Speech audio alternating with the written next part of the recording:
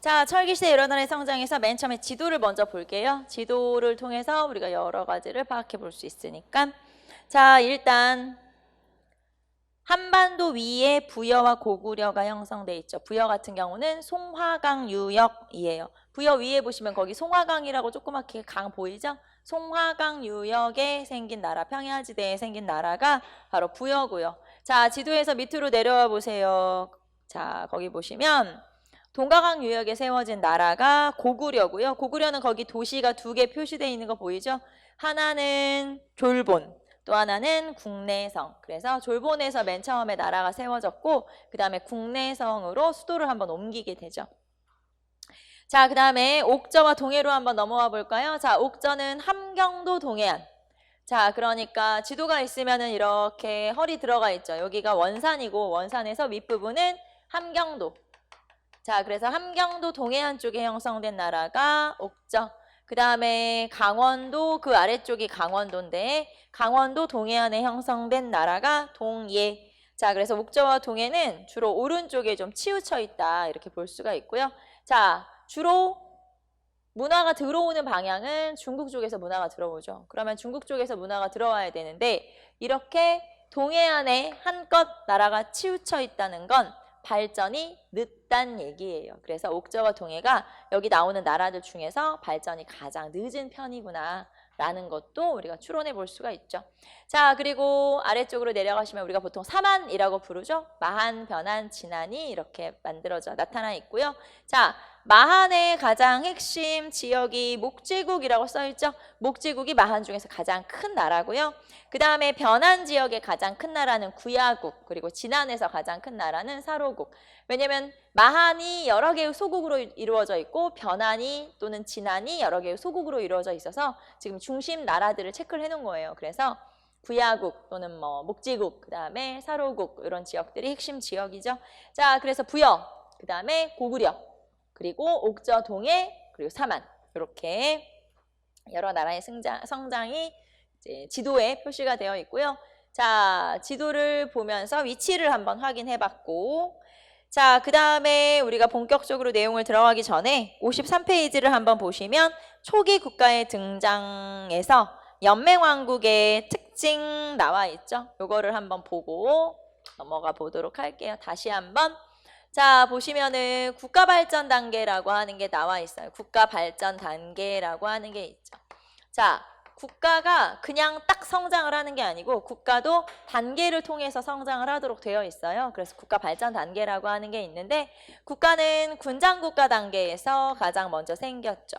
자, 그러니까 이 전에는 군장국가가 되기 전에는 시족사회, 부족사회가 있었다고 생각하시면 돼요. 우리가 왜 신석기 시대에 시족사회가 있고 이게 조계혼을 통해서 커지면 부족사회가 된다고 했죠. 그래서 시족사회에서 부족사회로 성장하게 되는데 그게 국가로 자리 잡게 되면 군장국가가 되는 거예요. 그래서 군장국가 단계는 청동기 시대에 생기게 된 그런 국가 형태고 자, 그러면 군장국가의 특징은 뭐냐? 자, 왕은 없어요. 자, 그러면 왕이 없고 그 대신 누가 다스릴까요? 군장이 다스리겠죠. 그래서 왕이 없고 군장이 통치한다. 자, 그리고 이 군장의 명칭은 각 나라마다 조금씩 다르기는 해요. 그래서 나라마다 조금씩 다른 이름이 명칭이 다른 군장들이 다스리는 거고요. 자, 그러면 군장국가에 해당하는 나라는 어디냐? 자, 고조선. 자, 고조선 같은 경우는 군장의 명칭이 단군왕검이었어요. 그래서 이렇게 단군왕검이라는 이름을 가진 군장이 다스린다. 자, 그리고 옥저와 동해가 있죠. 자, 그러면 여기서 제가 군장국가는 청동기 시대에 처음 생겼다는 뜻이고 하지만 옥저와 동해는 철기 시대 국가임에도 불구하고 군장국가 단계에 머물러 있다는 건 다른 말로 하면 옥저와 동해는 발전이 늦다 이렇게 볼 수 있죠. 그래서 옥저와 동해는 발전이 좀 늦구나 이렇게 생각할 수가 있겠고요. 자, 그 다음에 연맹왕국으로 갑시다. 연맹왕국. 자, 연맹왕국은 철기 시대에 존재하는 나라고요. 연맹왕국은 철기 시대에 존재하는 나라고 자, 연맹왕국 같은 경우는 왕이 존재한다. 자, 왜냐면 왕국이니까 당연히 왕이 존재하겠죠.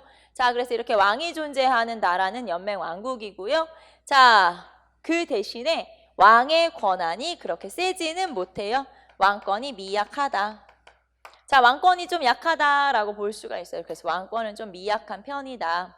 이렇게 볼 수가 있죠. 자, 그러면은 왕권이 좀 미약하다라는 걸 어떻게 알 수 있냐면 우리 뒤에도 나오겠지만 예를 들면 부여의 경우에 그런 거예요. 부여의 경우, 다 그런 건 아니고 부여의 경우에는 자, 만약에 다른 군장들이 그러니까 왕이 있고 나머지 부족장들이 있는데 그런 부족장들이 흉년이 들거나 아니면 가뭄이 들거나 아니면 전쟁에서 졌다. 그러면 왕을 죽이기도 하고 쫓아내기도 해요. 그래서 그 정도로 나머지 군장들의 힘이 세고 왕은 별 볼 일 없구나. 말하자면 크게 힘이 세진 않구나 라는 걸 알 수 있죠. 자, 그래서 철기시대에 등장한 연맹왕국에는 왕권이 미약하다. 이런 특징이 있죠. 자, 그러면 연맹왕국 단계에 해당하는 나라는 어디냐? 자, 여기 해당하는 나라는 부여, 그 다음에 고구려, 그 다음에 사만, 그리고 가야. 이런 나라들이 연맹왕국 단계에 해당하는 나라고요.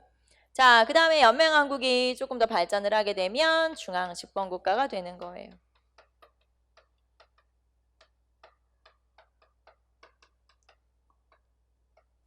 자, 중앙집권국가는 왕권이 강화된 그런 나라를 말하는 거고, 그 다음에 왕권이 강화되었다. 그래서 여기 해당되는 나라로는 고구려, 백제, 신라가 되겠죠. 고구려, 백제, 신라. 자, 그리고 고구려, 백제, 신라뿐만 아니라 뒤에 나오는 나라들은 다 중앙집권국가다. 이렇게 볼 수가 있겠죠. 자, 그래서 여기서 여러분이 알아두면 되는 게 군장국가하고 그 다음에 연맹왕국. 지금 철기시대 여러 나라 우리가 할 건데 이 철기시대 여러 나라에 해당하는 나라들이 군장국가 아니면 연맹왕국에 해당하는 나라들이기 때문에 이 나라의 특징을 한번 살펴보시면 되겠죠. 자, 그래서 53페이지 보시면 국가발전 단계까지 한번 봤고요. 한 장 넘겨서 우리는 부여부터 한번 살펴보도록 합시다. 자, 부여부터 한번 살펴보도록 할게요. 부여는 아까 송화강 유역의 평야지대에 생긴 나라였다라고 얘기했죠. 자, 거기 보시면은 발전과 쇠퇴가 나와요. 봅시다. 자, 1세기경에 이미 왕호를 사용했어요. 1세기경에 이미 왕호를 사용했다. 자, 쉽게 말하면 왕이라는 칭호가 이미 1세기경에 존재했었다라고 하는 거예요. 그래서 일찍부터 이제 왕국, 연맹왕국, 왕이 있으면 왕국이 되는 거니까 연맹왕국으로 자리 잡고 있었구나라는 걸 알 수 있고, 그 다음에 중국과 우호관계를 맺으면서 성장을 하기도 했었다라고 하는 거 알 수가 있죠. 자, 그러다가 자 3세기경에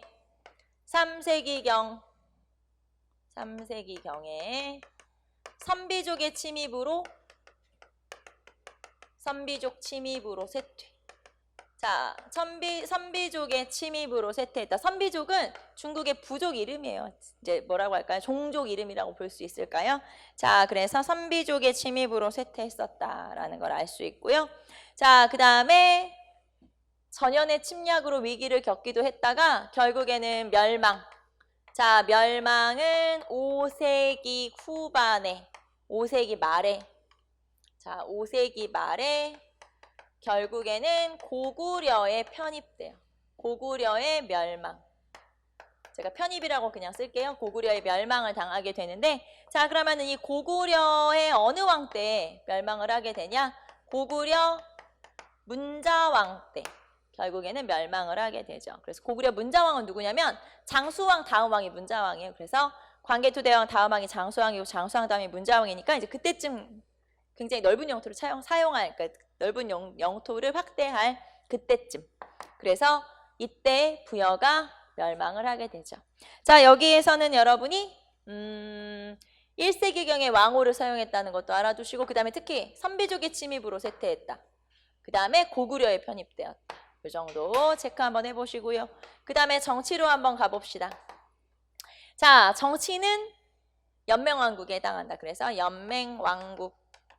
자, 연맹왕국인데 특히 5개의 부족으로 이루어진 연맹체예요. 그래서 우리가 요거를 5부족 연맹체라고 해요. 자, 5개의 부족으로 이루어진 연맹왕국이다라고 해서 5부족 연맹체라고 하고요. 자, 그러면 이 5개의 부족이라고 하는 게, 자, 왕이 5개의 부족 중에서 그 대표, 하나의 부족의 대표가 왕이 되는 거예요. 그러면은 5개니까 왕 빼고 나머지 4개의 부족이 있겠죠. 자, 그 4개의 부족은 부족장 이름이 마가, 우가, 구가, 저가예요. 마가, 우가, 구가, 저가. 그래서 마가, 우가, 구가, 저가는 말, 소, 개, 돼지 이런 식으로 동물의 이름을 가져다가 붙인 거죠. 그래서 마가, 우가, 구가, 저가가 동물의 이름을 갖다가 붙인 거다. 그래서 총 5개의 부족으로 이루어진 5부족 연맹 국가를 형성하고 있는 게 바로 부여인 거고요. 자, 그 다음에 특히 왕 빼고 나머지 마가, 우가, 구가, 저가라고 하는 이 사람들이 있잖아요. 이 사람들이 부족장인데 물론 왕 1명과 마가 1명을 비교하면 당연히 왕의 힘이 세죠. 당연히 센데 이 중에서 마가, 우가, 구가, 저가가 만약에 힘을 합쳐서 왕을 공격을 한다? 그러면 왕을 쫓아낼 수도 있고 죽일 수도 있어요. 아까 말했던 것처럼 흉년이 든다. 전쟁이 졌어. 다 누구 때문이야? 다 왕 너 때문이야. 이런 거예요. 그래서 결국에는 왕을 쫓아낼 수도 있고 자, 그 다음에 왕을 죽일 수도 있는데 그러면 여기서 우리가 알 수 있는 건 5부족 연맹체에서 이 왕의 힘은 세다 약하다. 약하다. 라는 걸 알 수 있죠. 그래서 아, 왕권이 미약하구나. 왕권이 미약하구나. 라는 걸 알 수가 있고요. 자, 그 다음에 왕 밑에 자 대사자 사자라고 하는 관리가 있고 그 다음에 마가, 우가, 구가 밑에 대사자 사자라고 하는 관리가 있어요. 말하자면 왕도 자기 나름대로 신하를 데리고 있고 마가, 우가, 구가, 저가도 자기 나름대로 신하를 데리고 있어요. 말하자면 각각 신하들이 있다는 건 왕권이 세다 약하다? 약하다. 왜냐면 그러니까 왕이 전체의 통치권을 다 가지고 있는 게 아니라는 거예요. 자기 지역만 통치를 하는 거지 전체에 대한 통치권을 갖는 게 아니기 때문에 왕권이 굉장히 약하다. 자, 여기에서는 5부족 연맹체로 되어 있고 마가, 우가, 구가, 저가 왕권이 좀 약한 편이다라는 거 알아두시면 되겠죠. 자, 그래서 부여의 정치 쭉 한번 체크 한번 해보시고 자, 그 다음에 우리는 경제로 한번 가볼까요? 자, 경제는 반농 반목이에요. 반농 반목. 자, 반농 반목 절반은 농사, 절반은 목축. 특히 부족의 이름에 마가, 우가, 구가, 저가 이렇게 가축의 이름을 넣는다는 건 목축 이런 걸 굉장히 중요하게 생각했음을 알 수렵, 목축 이런 걸 중요하게 생각했음을 알 수 있어서 농사 절반, 목축 절반 이렇게 보시면 되겠죠. 반농 반목의 그런 경제 활동을 하고 있다. 자, 그리고 여기는 송화강 유역의 평야 지역이라고 하니까 농사가 좀 잘 되는 지역이에요. 먹고 살만한 지역이죠. 그래서 경제는 좀 괜찮은 편이고 자, 그 다음에 여기서는 특산물 한번 체크해 볼까요? 특산물. 자, 특산물은 말, 주옹, 모피. 말, 주옹, 모피. 자, 말, 주옹, 모피가 바로 특산물에 해당하죠. 말, 주옹, 모피. 자, 그래서 반농 반목의 형태를 가지고 있고 그 다음에 사회 봅시다. 자, 사회 같은 경우는 일단 계층은 왕하고 이런 부족장들이 있죠. 말하자면은 대가들이 있죠. 그래서 왕과 대가가 있고 자, 그 다음에 그 밑에 호민이 있고 그 다음에 하호가 있고 그 다음에 노비가 있어요. 이렇게 계층으로 이루어져 있다. 자, 그래서 호민이라고 하는 건 상층 농민 그 다음에 하호라고 하는 건 하층 농민 그래서 생산의 대부분을 담당하는 사람은 바로 하호에 해당하죠. 하호. 그래서 왕이 있고 대가가 있고 하호가 있고 그 다음에 이제 호민이 있고 하호가 있고 이렇게 이루어져 있다. 자, 그 다음에 풍속과 법률 볼까요?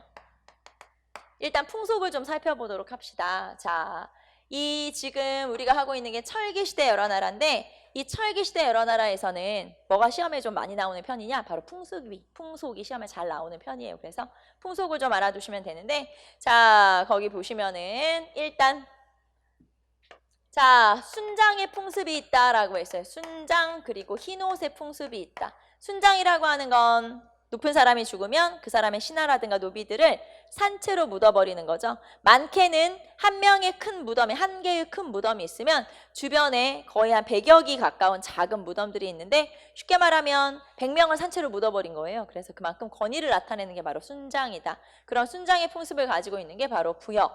그 다음에 흰옷을 입는 게 풍습이고. 자, 그 다음에 사출도. 앞에서 제가 여기서 이제 나와 있는데 여기서 설명할게요. 사출도. 사출도라고 하는 건 여기 마가, 우가, 구가, 저가가 각각 자기 지역을 따로 다스리고 있거든요. 그래서 이렇게 보시면 돼요. 왕이 다스리는 지역이 있고, 그 다음에 마가가 다스리는 지역, 구가가 다스리는 지역, 저가가 다스리는 지역, 우가가 다스리는 지역, 그렇게 따로따로 있다는 거고, 이렇게 왕이 다스리는 지역 말고 나머지 사람들이 다스리는 지역을 바로 사출도라고 그래요. 그래서 사출도 역시 왕권이 그렇게 세지는 못하구나 라는 걸 알 수 있죠. 자기 통치 영역이 따로 있다는 거니까. 자, 이런 걸 우리가 사출도라고 그래요. 자, 그래서 풍속에는 이런 여러 가지 풍속이 있고, 그 다음에 나머지 볼까요? 자, 거기 보시면은 제천행사. 제천행사는 영고. 자, 영고는 12월.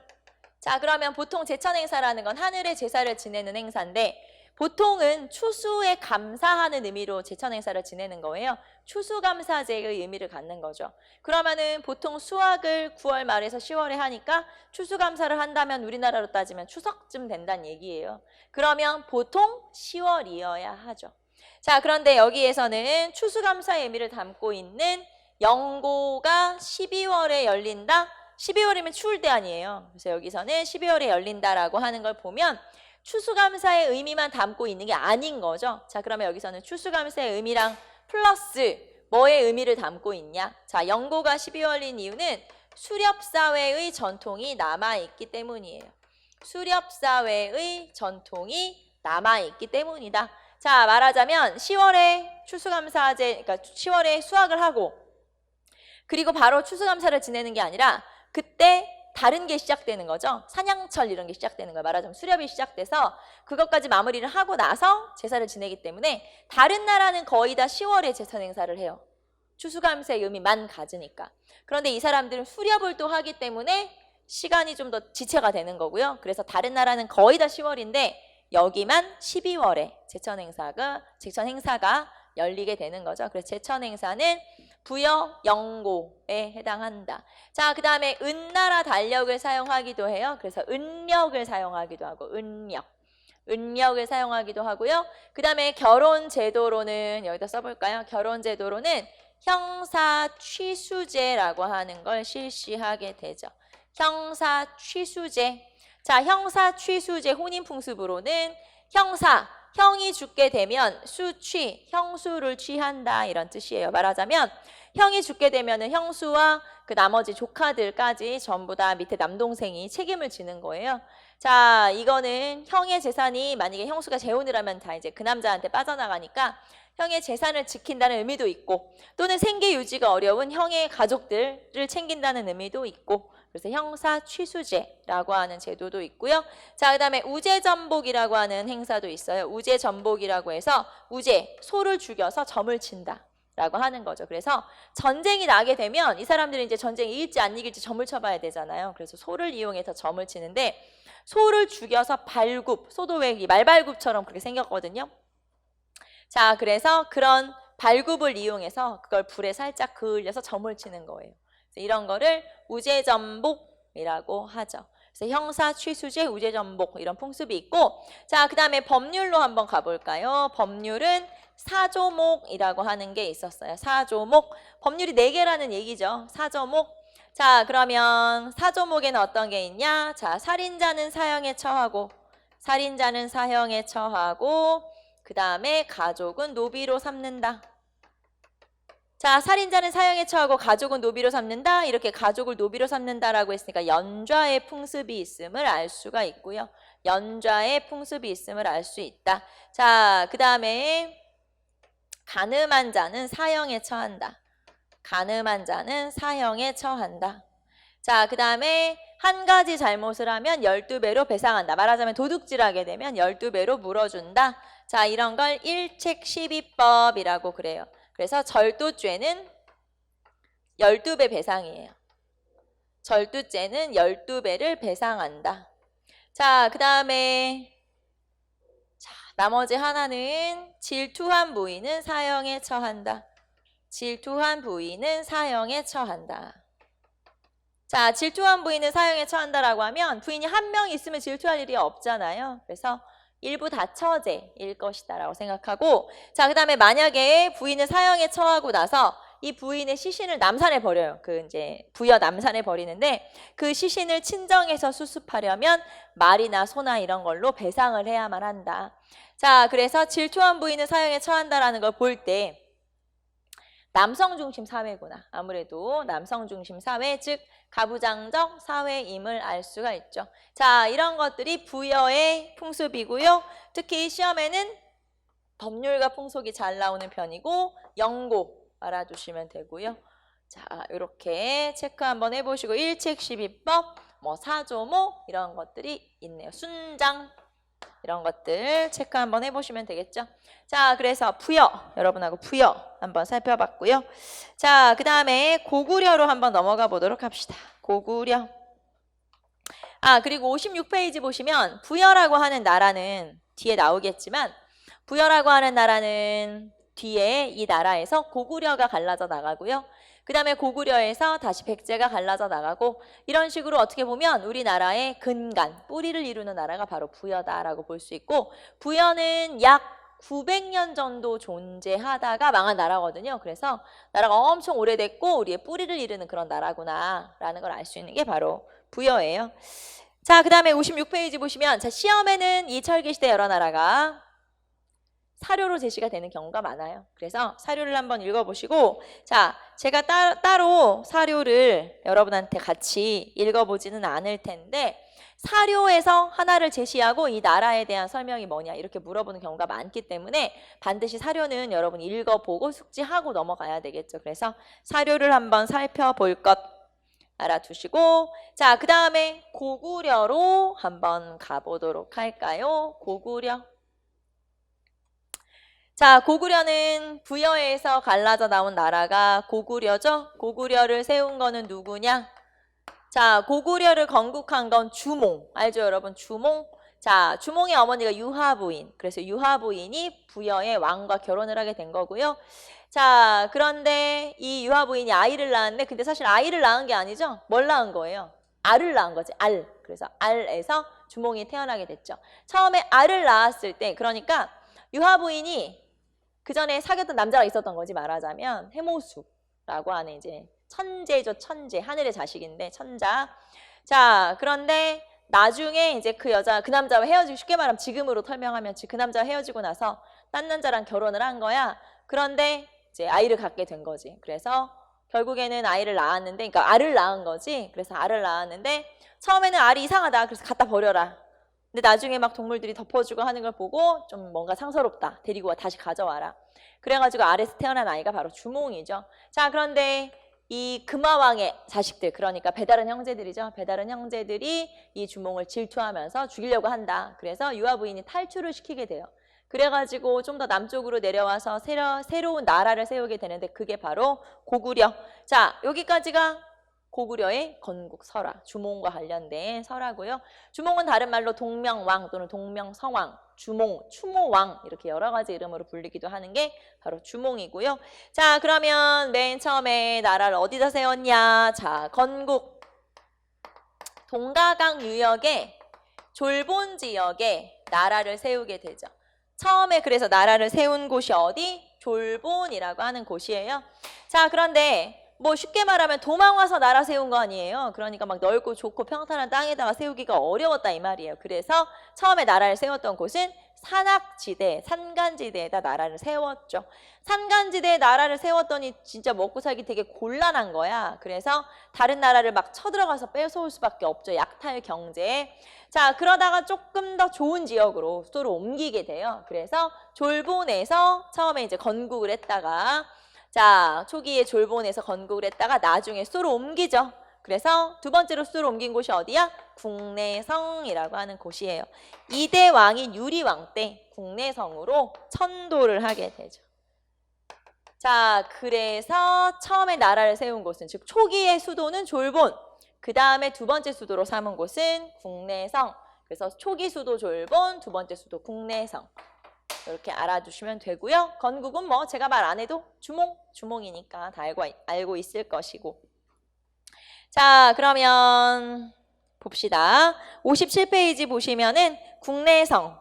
집안, 환인, 집안 이렇게 나와 있죠. 여기는 이제 지역 이름이에요. 지금 현재 지역 이름이라고 생각하시면 돼요. 그래서 지금은 지안현이라고 하죠. 지안이라고 해요. 중국에서 이제 지안이라고 하는데 이 지역이 고구려 유적이구나라는 걸 알 수가 있고요. 자, 그 다음에 고구려 건국 설화 쭉 나와 있으니까 한번 읽어보시고, 자, 그러면 우리는 정치 구조로 가보도록 할까요? 일단 정치. 자, 고구려도 역시 연맹 왕국이고요. 그 다음에 5개의 부족으로 이루어진 나라니까 오부족 연맹체라고 불러요. 자, 5개의 부족으로 이루어진 나라니까 오부족 연맹체라고 부르죠. 자, 그래서 오부족 연맹체가 형성되는데 그럼 이 5개의 부족은 뭐냐? 자, 계루부,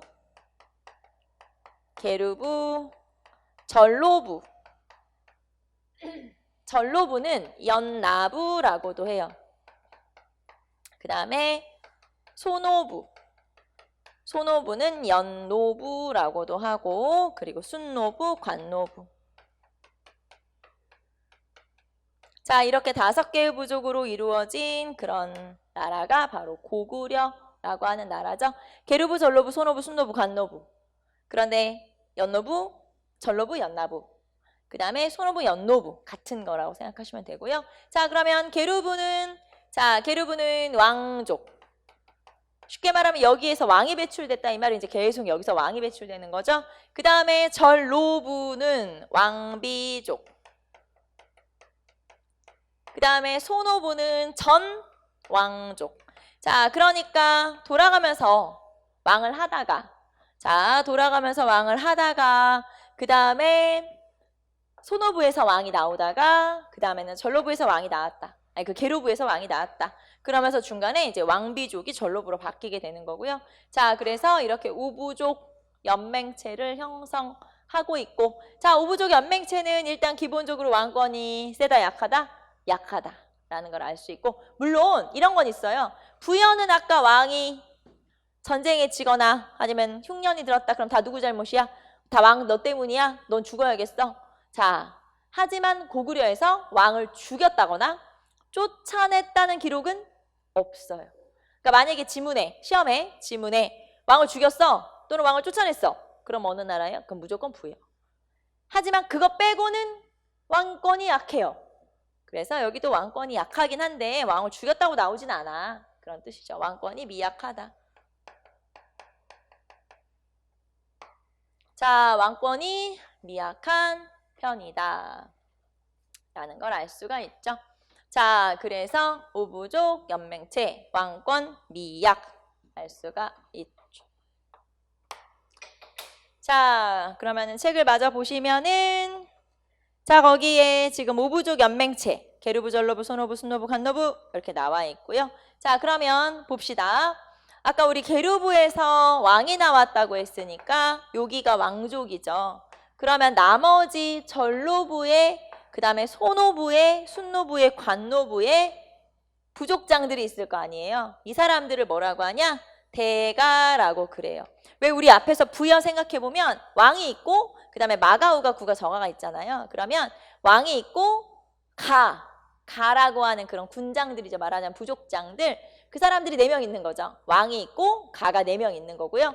여기도 마찬가지죠. 계루부에서 왕족이 나오니까 이 부족의 대표가 왕일 것이고, 그러면은 나머지는 대가라고 하는 거죠. 자, 전로부의 부족장도 대가, 소노부의 부족장도 대가, 순노부, 관노부의 부족장도 대가. 그래서 다 대가라고 그래요. 그러니까 왕 1명에 대가 4명 있는 거죠. 말하자면. 하지만 여기에 이런 부족의 대가들을 전부 다 그냥 대가 이렇게 부르는 게 아니고 각 부족의 어떤 크기나 각 부족의 어떤 세력에 따라서, 왜 우리 존칭을 쓸 때가 있잖아요. 뭐 선생님, 교수님 이런 것처럼 이런 식으로 존칭, 뭐 회장님 이렇게 존칭을 쓰는데, 자, 그런 것처럼 요 대가들 중에서 조금 더 대우를 해줘야 되는 그런 대가들이 있을 거 아니에요. 예를 들면 왕비족의 부족장이거나 아니면 전 왕족의 부족장이거나 이런 사람들한테는 조금 더 대우를 해줘야 돼서 그 사람들한테는 특별히 붙여줘요. 특별히 이렇게 부른다.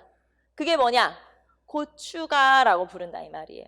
그래서 뭐 선생님, 회장님 이런 것처럼 이 사람들 중에서 그냥 다 똑같이 대가예요. 4명의 대가가 있다고 칩시다. 하지만 그 중에서 이 부족은 조금 괜찮은 부족이야. 조금 더 존칭을 써줄 필요가 있어. 그게 고추가라고 하는 거죠. 자, 그래서 고추가라는 명칭을 쓰고 거기 보시면 나와 있죠? 자, 부족장은 상가, 고추가, 대로, 패자 등의 대가가 있고 그 다음에 사자, 조위, 선인이 있다.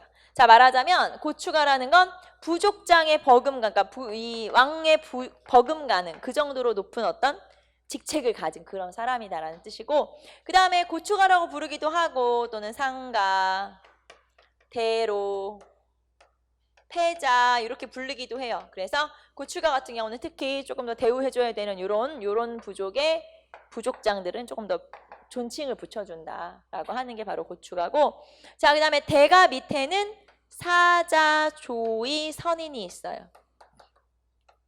그 다음에 왕 밑에도 사자, 조위, 선인이죠. 말하자면 왕 밑에도 사자, 조위, 선인, 대가 밑에도 사자, 조위, 선인. 자, 그러면 이렇게 왕이나 대가가 각각 따로따로 신하를 데리고 있다는 거 볼 때 왕권이 약하구나 라는 걸 알 수가 있죠. 자, 그래서 이렇게 사자, 조위, 선인의 독립된 관료들을 따로따로 데리고 있었다 라는 걸 알 수 있고요.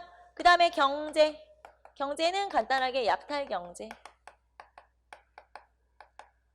자, 경제는 약탈 경제다. 왜냐면 아까 말했죠. 졸본, 좋은 땅이 아니야. 척박해, 산간지역이야. 그럼 먹을 게 없잖아요. 그러면 농사가 잘 되는 게 아니기 때문에 남의 걸 뺏어서 먹어야 되는데 그러면 다른 나라 쳐들어가야지 약탈 경제라고 하고요. 약탈 경제라는 걸 알 수 있는 집집마다 만들어진 창고. 쉽게 말하면 지배층의 집에는 부경이라고 하는 창고가 있었다. 왜? 뺏어온 것을 보관해야 되니까. 그래서 부경이라고 하는 창고가 있다는 걸 볼 때 약탈 경제임을 알 수가 있죠. 그래서 여러분 부경 체크 한번 해보시고 부경. 자, 그 다음에 사회는 뭐 아까 했던 부여랑 비슷해요. 자, 왕이 있고 그 다음에 제가가 있고 제가는 여기에요. 대가. 왕은 왕, 대가. 헷갈리니까 대가라고 쓸게요. 대가. 그 다음에 자, 그 밑에 호민이 있고 상층 농민, 그 다음에 하호가 있고 그 다음에 천민이 있죠. 노비가 있죠. 아까랑 똑같죠? 똑같은데 여기서는 왕이나 대가나 호민들을 고구려에서는 뭐라고 부르냐면 좌식자라고 불러요. 좌식자. 자, 좌식자. 한자로 뜻을 그대로 풀이하면 앉아서 먹는 사람이라는 뜻이에요. 그러니까 뭐겠어? 그냥 받아먹는 사람이고 일은 안 하고 뭐 이런 스타일을 말하는 거겠지. 이런 사람들을. 그래서 왕이나 대가나 호민을 좌식자. 앉아서 받아먹는 자들 뭐 이런 뜻이겠죠. 그래서 이런 사람들을 좌식자라고 부르고 자, 그런데 전쟁이 나면 여러분 누가 전쟁에 나갈 것 같냐? 보통 우리가 전쟁에 나가서 막 총알바지로 삼아야 되니까 하층민이 전쟁에 나갈 것처럼 보이지만 안 그래요.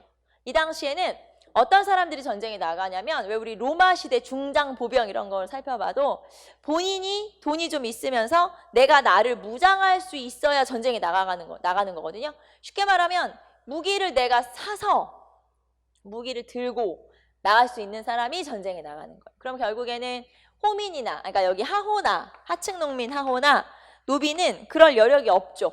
그래서 결국에는 전쟁에 나가는 사람들은 이런 사람들, 좌식자들이 전쟁에 나가는 거예요. 말하자면 자, 그러면 전쟁이 나면 이 사람들은 전쟁에 나가고 무장 딱 해가지고 전쟁에 나가고 이 사람들은 뭐 하지?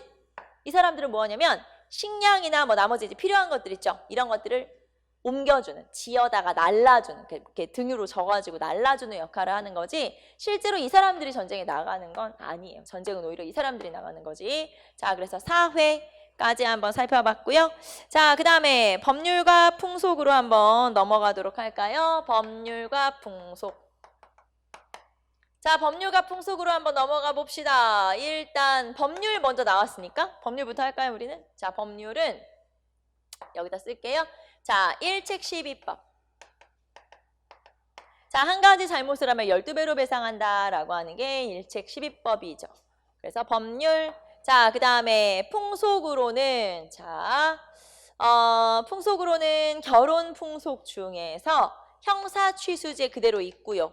형사 취수제는 그래서 부여와 되게 비슷한데 고구려 같은 경우는 부여와 비슷한 법들이 여러 개가 있어요. 왜냐하면 부여에서 갈라져 나온 나라이기 때문에 당연히 풍습이 좀 비슷하겠죠. 그래서 형사 취수제라고 라고 하는 것도 있고, 그리고 서옥제라고 하는 게 있어요.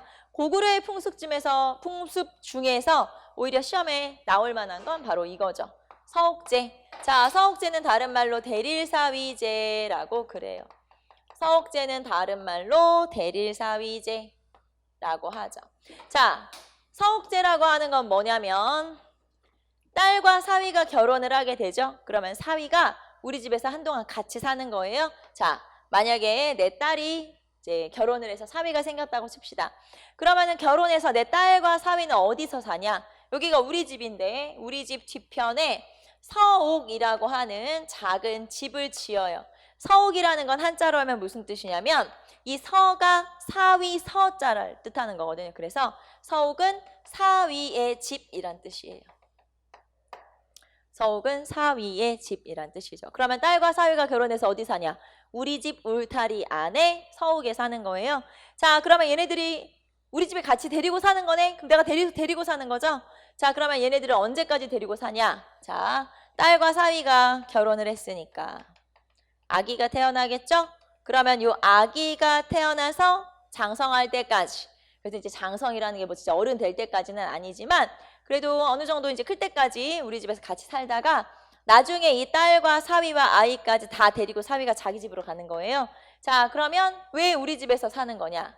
자, 이때는 농사를 지어서 수확한 수확량보다 노동력이 훨씬 더 중요한 사회죠. 무슨 말이냐면 내가 농사를 지어서는 그렇게 수확량이 많지 않은데 나한테 더 중요한 자원은 뭐냐면 노동력이에요. 그러면은 노동력이 중요하다고 했는데 내 딸이 결혼을 하면 이 사위네 집으로 가버릴 거잖아요. 그러면은 이 사위라고 하는 놈은 우리 집에서 우리 딸을 빼가는 애네. 그러니까 너 내 딸, 내 노동력 빼가는 대가로 네가 우리 집에서 몇 년 일 좀 해라. 그런 뜻이에요. 그래서 이거를 어떻게 보면 일종의 봉사혼이라고 볼 수 있어요. 노력봉사 해주는 거지, 내가 데려가기 전까지. 자, 그래서 일종의 봉사혼에 해당하는 결혼 풍습이 바로 서옥제. 그래서 봉사혼에 해당한다. 자, 이렇게 볼 수 있는 게 바로 형사 취수제, 그 다음에 서옥제, 이런 풍습을 가지고 있고, 자, 그 다음에 제천행사로 한번 가볼까요? 제천행사는 하늘의 제사를 지내는 행사. 자, 하늘의 제사를 지내는 행사는 동맹, 10월 동맹. 그래서 10월 동맹이라고 하는 제천 행사가 있었고, 자, 아까 말했던 것처럼 추수감사의 의미를 가지고 있기 때문에 10월에 제천 행사를 하고 있다라는 거. 자, 그리고 이 제천 행사를 어디서 하냐면, 자, 국내성 동쪽의 큰 동굴에서 제천 행사를 해요. 그래서 그 국내성 동쪽의 큰 동굴을 국동대혈이라고 그래요. 국동대혈.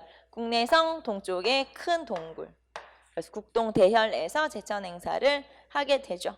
자, 그래서 이 중에서는 여러분 시험에 서옥제, 그 다음에 동맹, 그리고 국동대혈까지 알아주시면 되겠고요. 자, 그 다음에 오른쪽으로 맞아보시면은 계급에 따라서 고구려에서는 모자, 그러니까 머리에 뭔가를 쓰고 장식하는 거를 굉장히 중요하게 생각해서 거기 보시면은 책, 그 다음에 소골 같은 어떤 두건 같은 거, 이제 모자 같은 거, 그런 것들을 통해서 신분을 나타내기도 하고요. 자, 그 다음에 아까 형사 취수제나 전복, 그 다음에 일책 12법. 자, 이런 것들은 부여랑 거의 비슷하죠. 그래서 오른쪽에 보시면 부여와 고구려의 공통점 해가지고 나와 있으니까 한번 읽어보시고, 자, 그리고 중간중간에 사료가 나와 있어요. 자, 아까 우리 부여하고 고구려를 한번 비교해 보시면 부여하고 고구려 중에서 다른 나라를 약탈해야 되는 나라는 고구려죠. 그러면은 여러분 중국 입장에서 자, 우리나라를 쳐들어오는 나라는 부여일까요? 고구려일까요? 고구려겠지. 그러면은 중국 입장에서는 부여는 굉장히 애들이 착하고 괜찮아. 그런데 고구려는 맨날 쳐들어오니까 되게 싸납고 나빠. 이렇게 표현을 했다는 거죠. 그래서 사료에 보시면, 자, 우리는 일단 고구려 거를 먼저 보고 앞에 부여로 넘어갈까요? 고구려 거 보시면은 삼국지 위지 동의전. 자, 철기시대 여러 나라에 대한 기록은 삼국지 위지 동의전에 있는데 거기 뭐라고 써있냐면 사람들의 성품은 흉악하고 급해서 노략질하기를 좋아한다. 이렇게 써있어요. 그러니까 고구려 사람에 대해서 굉장히 나쁘게 평가를 하고 있죠. 자, 그런데 부여에 대해서는 뭐라고 하냐면, 자, 56페이지 보시면 나와요. 사람들의 체격이 매우 크고 성품이 강직 용맹하며 근엄 후덕하여 다른 나라를 노략질하지 않는다. 자, 그럼 무슨 말이야? 부여 애들은 되게 착하고 고구려 애들은 되게 나빠. 그런데 부여는 부여족, 고구려는 부여족. 똑같은 부여족이에요. 근데 부여는 되게 애들이 괜찮다? 근데 고구려 되게 나빠? 이렇게 표현한 이유는 이걸 쓴 사람의 입장이 반영된 거죠. 누가 썼으니까? 중국에서 썼으니까. 그러니까 중국 입장에서는 쳐들어오는 고구려 놈들은 나쁜 새끼들이고 나쁜 놈들이고 그 다음에 안 쳐들어오는 부여 애들은 굉장히 착한 사람들이고 이렇게 된 거죠. 그래서 평가를 이렇게 상반되게 하고 있지만 실제로는 사실은 같은 민족이다 이 말이에요. 그래서 요거에 대한 기록이 중국 측의 기록이라서 그렇구나 라는 것도 알 수가 있죠. 자, 여러분하고 고구려까지 살펴봤고요. 우리는 잠깐 쉬었다가 옥저부터 쭉 넘어가면서 보도록 할까요? 잠깐 쉽시다.